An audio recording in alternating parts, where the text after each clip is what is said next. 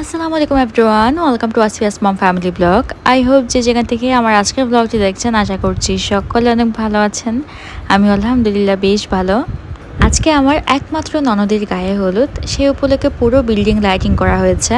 আর বাহির থেকে রান্না করে আনা হয়েছে। এখানে 2 পাতিল ছিল চিকেন বিরিয়ানি, 1 পাতিল ছিল ডিমের কারি, আরেক পাতিলে ছিল নিহারি।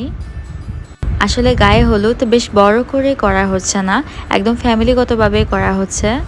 তবে আমার হাজব্যান্ডরা চেয়েছিল গায়ে হলুদটা অনেক বড় করে করবে, বাট আমার ননদি তা চায় না। এই তো আমাদের পুরো গলিটা লাইটিং করা হয়েছে, বেশ অনেক সুন্দর লাগছিল।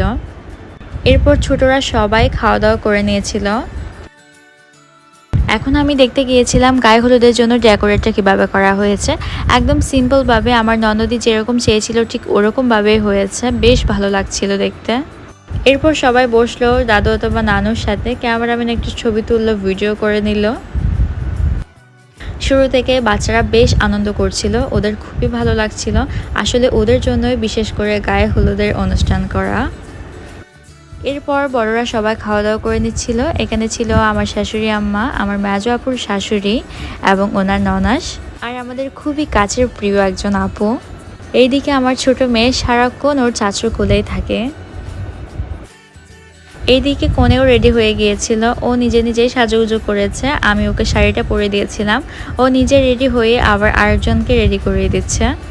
এদিকে গায়ে হলুদের কেকও চলে এসেছে, আর কিছু ফ্রুটস দিয়ে প্লেটিং করে নিয়েছি। ইয়েলো কালার কেকটা বাসা থেকে কেনা হয়েছে, আর হোয়াইট কালার কেকটা আমাদের আপু এনেছে।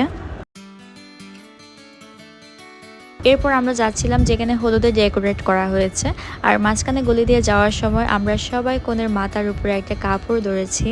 এটা আমাদের আগে থেকে ইচ্ছে ছিল, যখন গায়ে হলুদ করা হবে তখন আমরা কনের মাথার উপরে একটা কাপড় নিব, দেখতে খুবই সুন্দর লাগে। আর সামনে ছোটরা সবাই ছিল, ওরা একটু একটু ডান্স করছিল।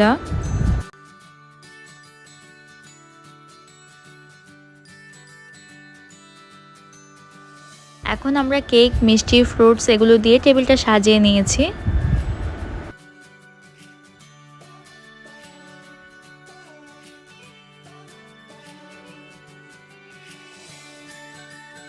প্রথমে আমাদের মনির পাশে দাঁড়িয়েছে আমাদের থেকে বয়োজ্যেষ্ঠরা, আম্মা আর খালাম্মা।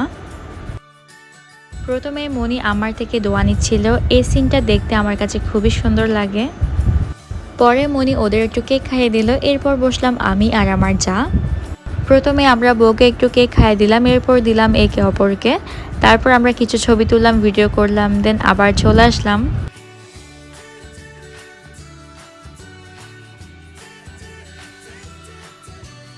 এরপর বসেছিল আমার মেজো আপু এবং ওনার ননাস। সবাই উঠলো, বউকে কেক খাইয়ে দিল, ছবি তুললো। এর অনেকক্ষণ পর বাচ্চারা ডান্স শুরু করেছে, দেন বাচ্চাদের ডান্স একটু ভিডিও করলাম।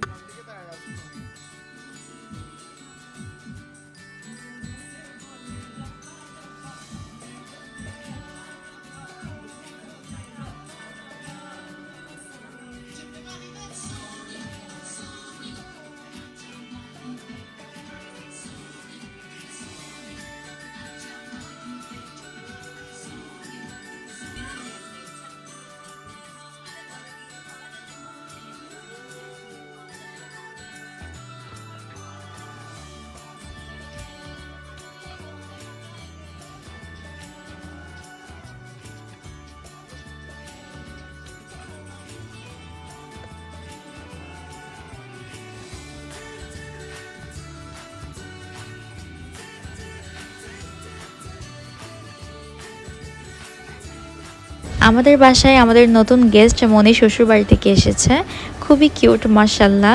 ও খুবই সুন্দর করে ডান্স করেছিল।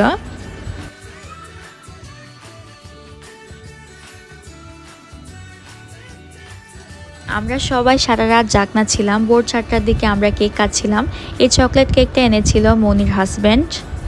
আসলে শেষের দিকে ওর হাজব্যান্ডও এসেছিল, আমি অনেক কিছুই ভিডিও করতে পারিনি।